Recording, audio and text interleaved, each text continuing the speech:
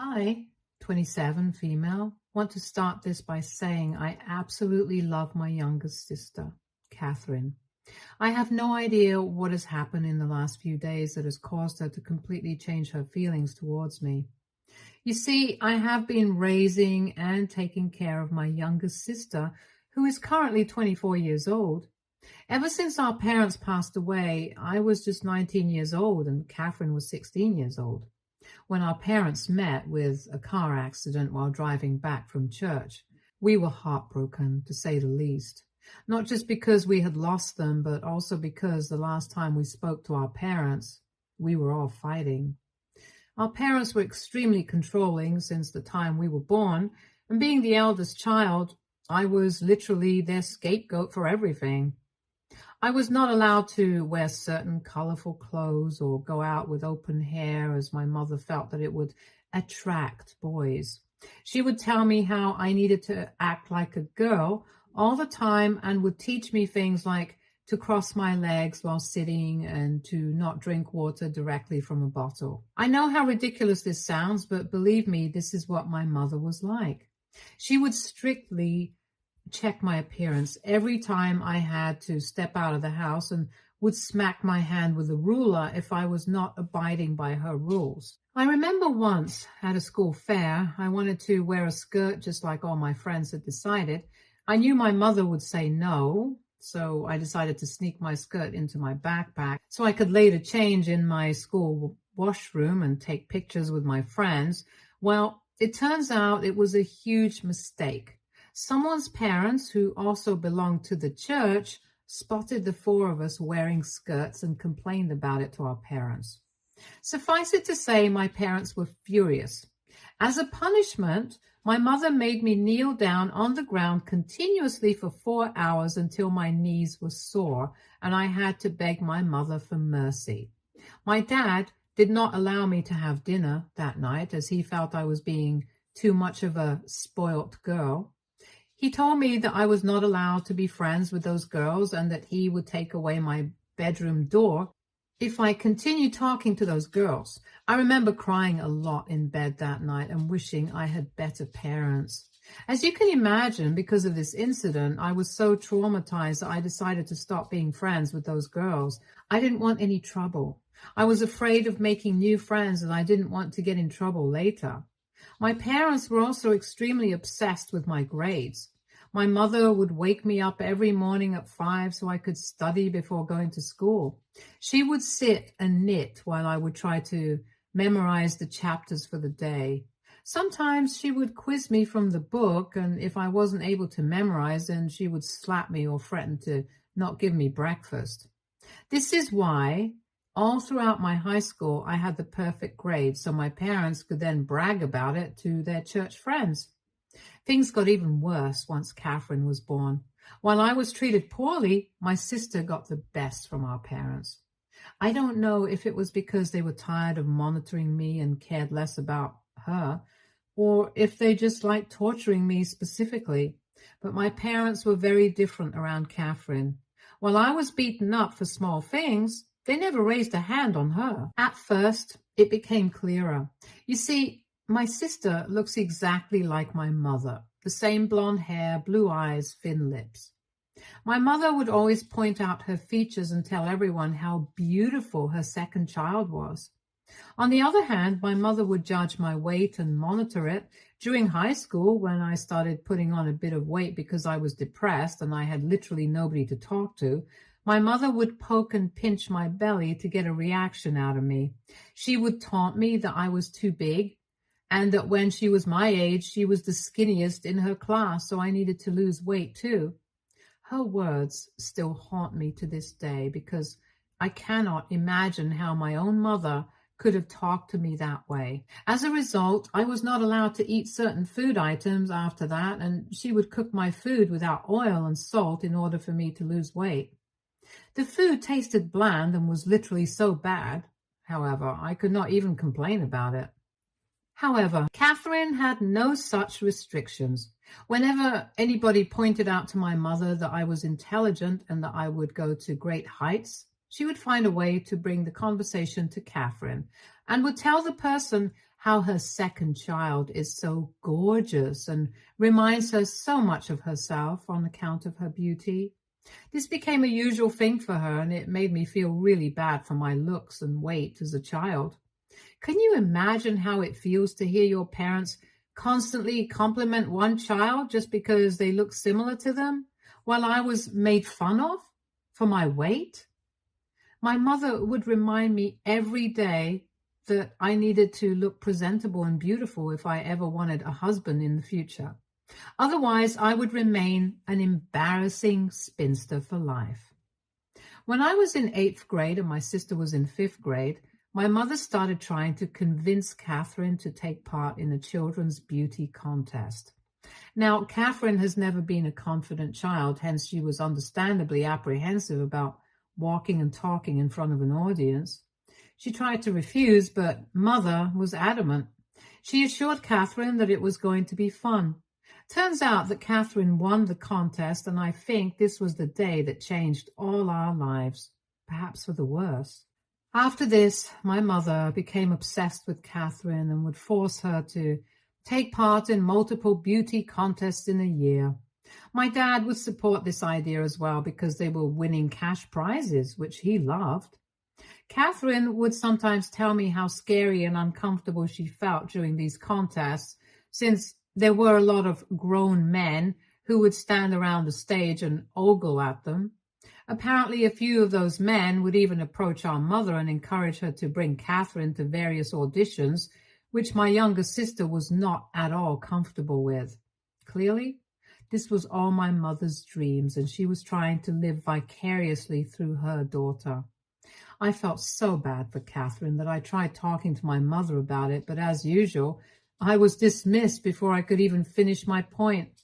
My mother taunted me that I was just being jealous of my younger sister since I was not beautiful like her. One day when I came back home from school, I found Catherine crying in our bedroom. Our dad was at work and our mother was out for groceries. She looked terribly upset, which made me concerned, so I asked her if something had happened to her.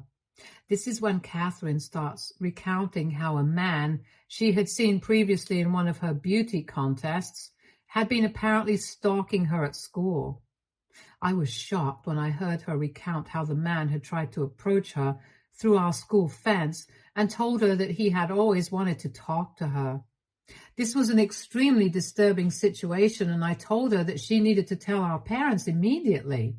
However, Catherine started to cry, and she told me that she was scared to do so because no one would believe her.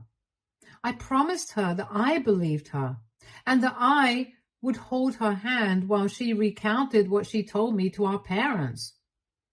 To no one's surprise, when we told our parents during dinner that night, my dad looked at us nonchalantly while my mother told Catherine that she should be happy that she had a new fan.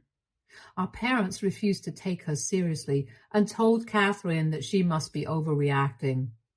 It was impossible to argue with them, and Catherine looked defeated.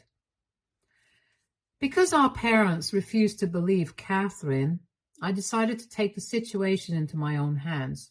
The next day, I told Catherine's homeroom teacher about how this strange adult guy was trying to talk to my little sister. She was as concerned as us and assured me that she would talk to the principal and they would investigate further.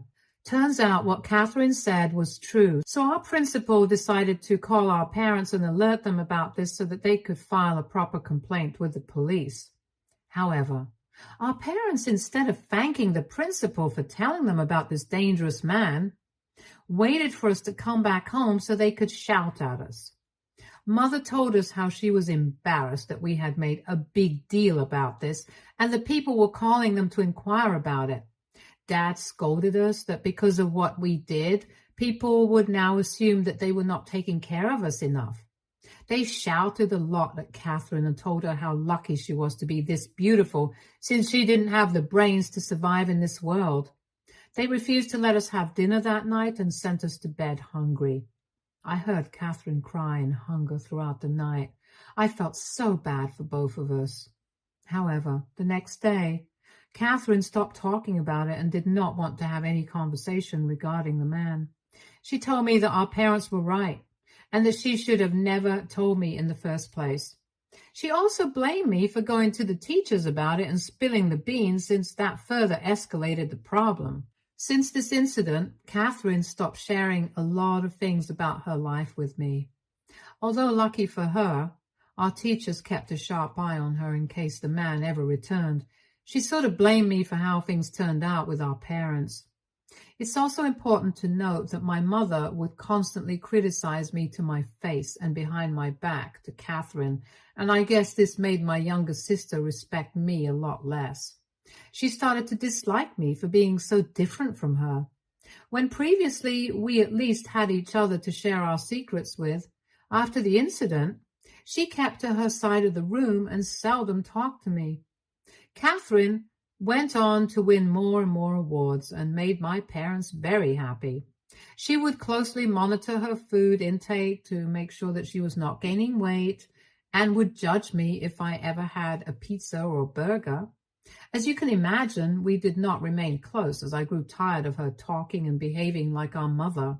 She would even taunt me, just like our mother, to lose weight, even though I was never overweight to begin with. But in their minds, they expected women to look a certain way and hated me for looking different.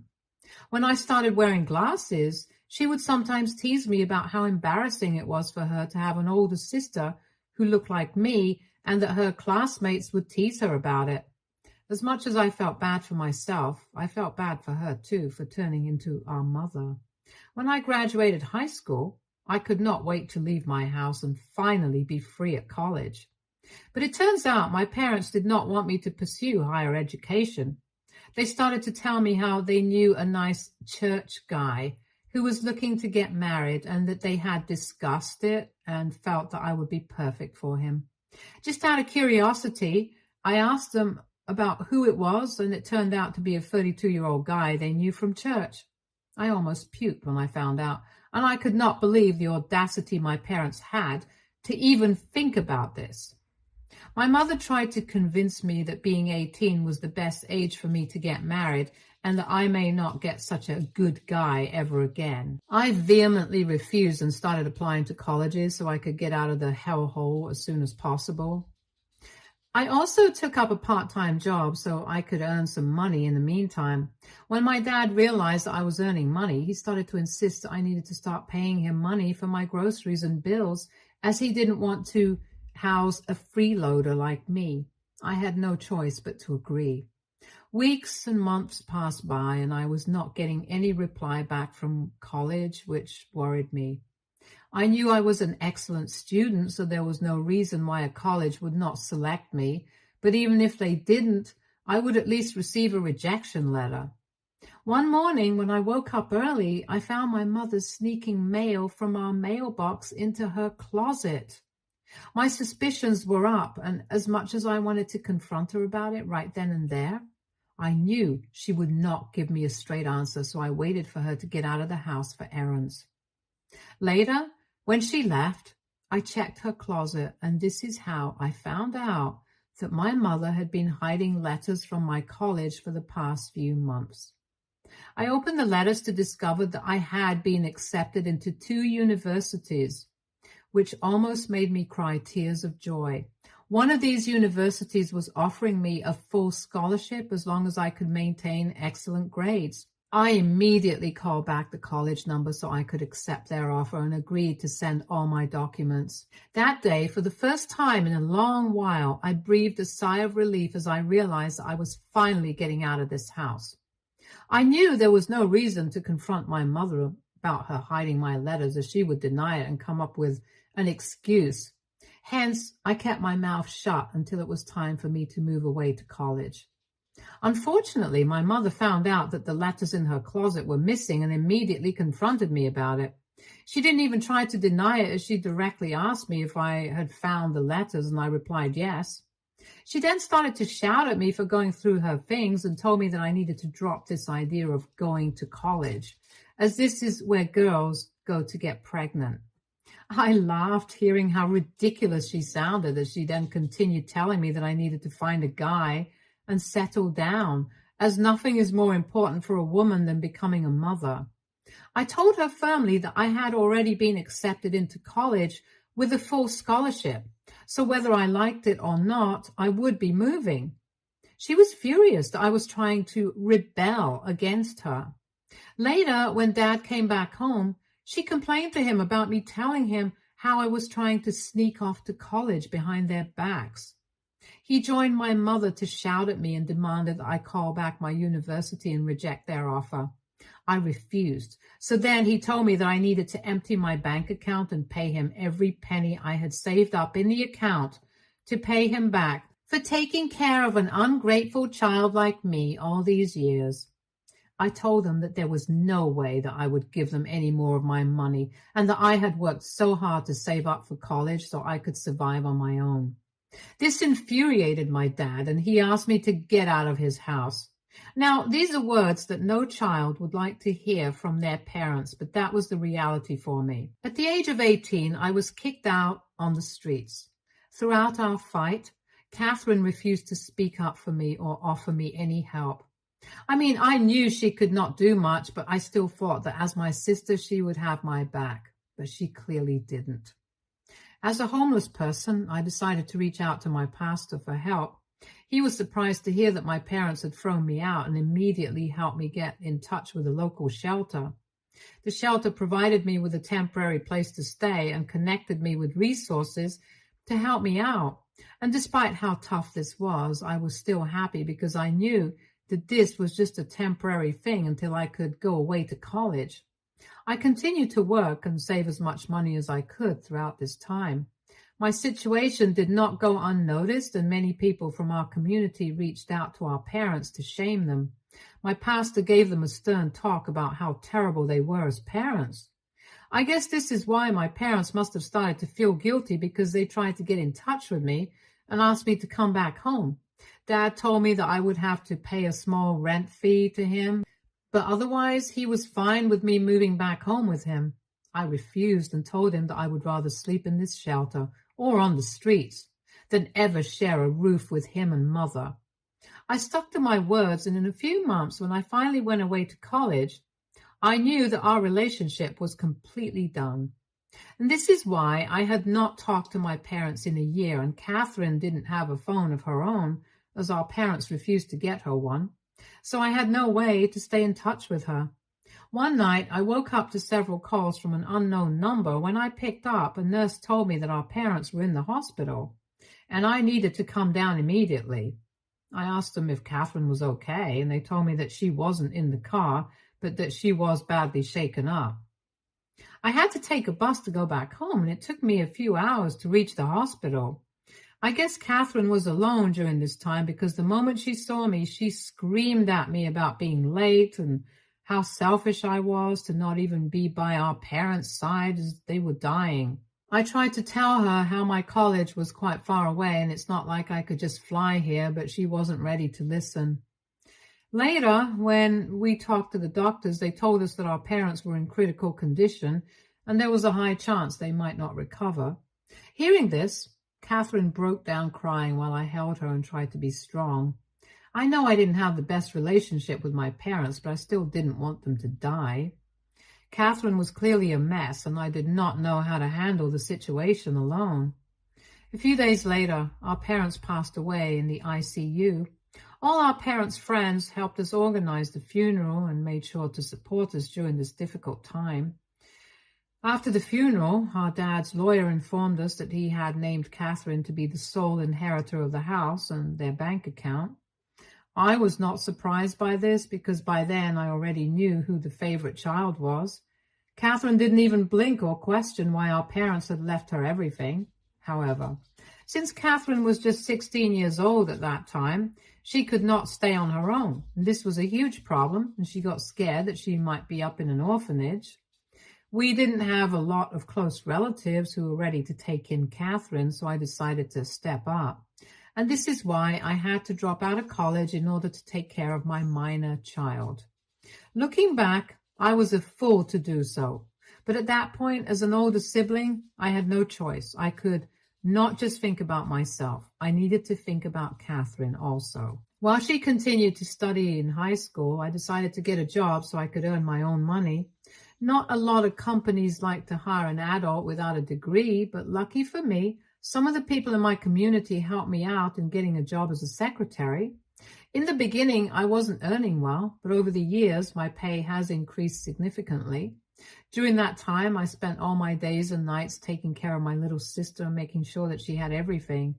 While she could withdraw some money from our parents' account during an emergency, she still didn't have full access as she was a minor.